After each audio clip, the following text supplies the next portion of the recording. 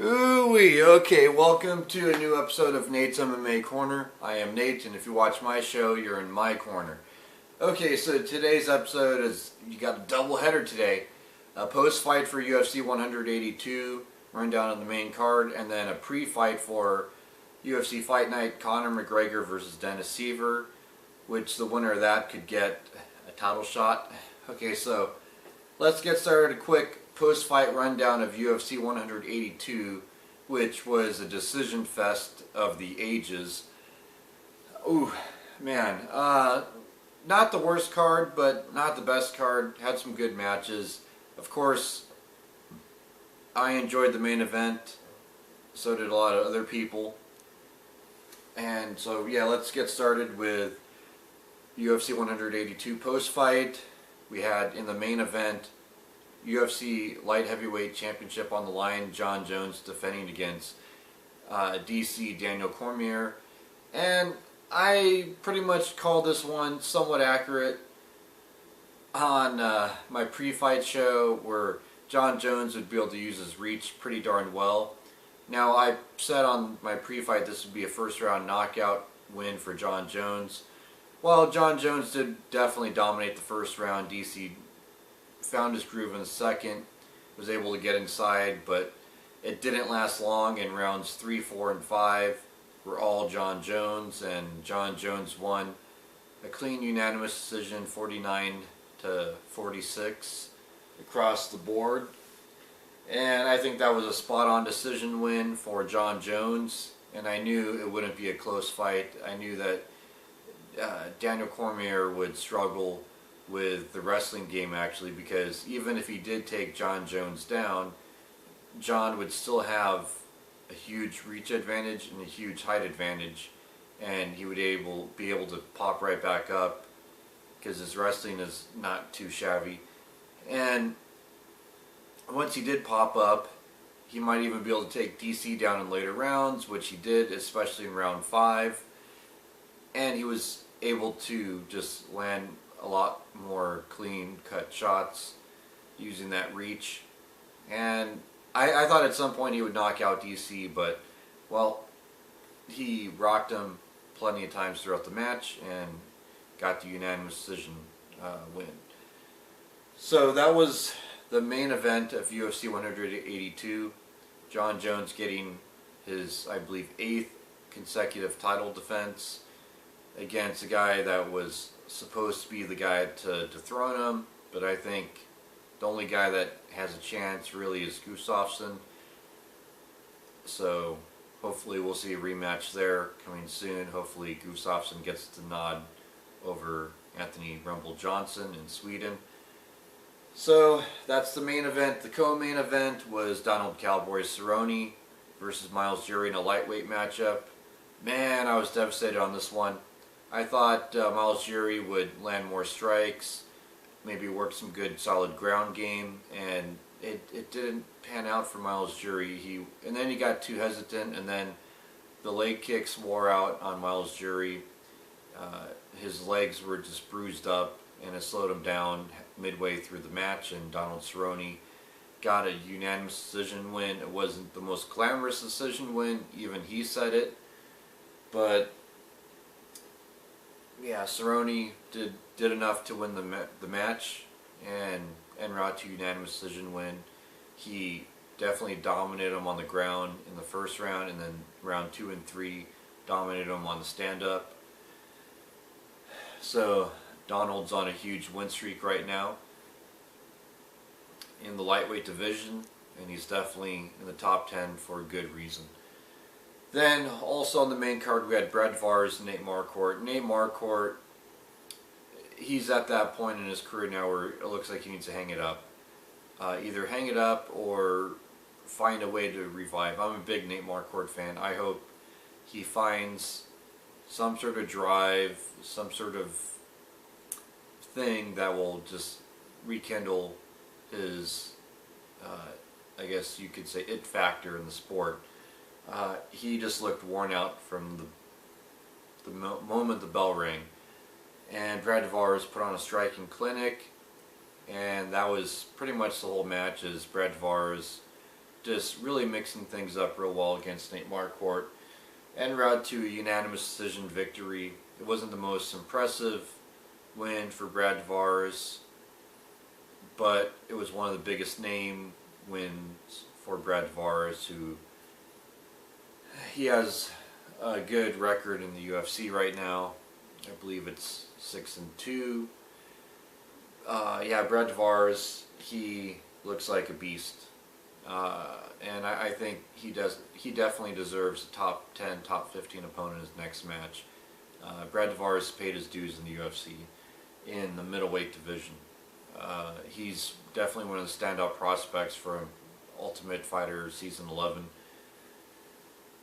And yeah, he won against Nate Marquardt, unanimous decision.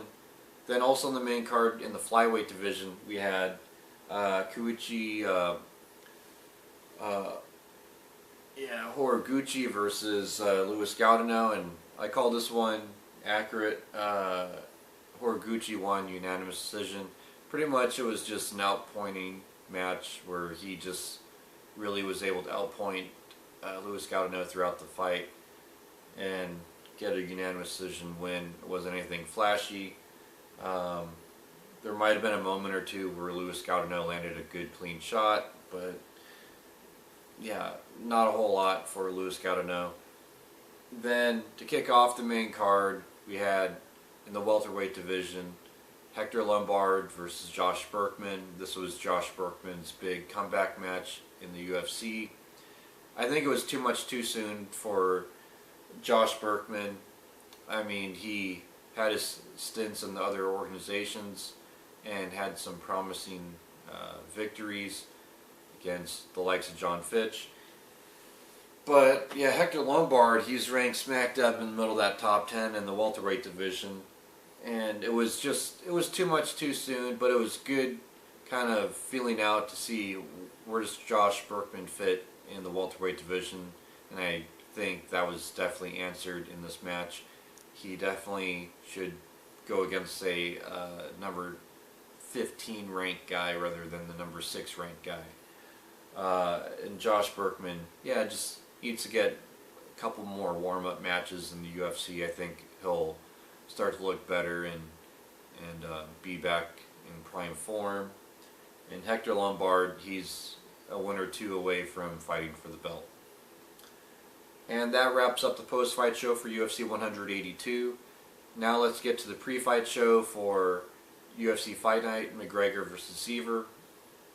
Okay, so the main event is a featherweight clash with Conor McGregor and Dennis Siver, two top 10 ranked featherweights in the UFC.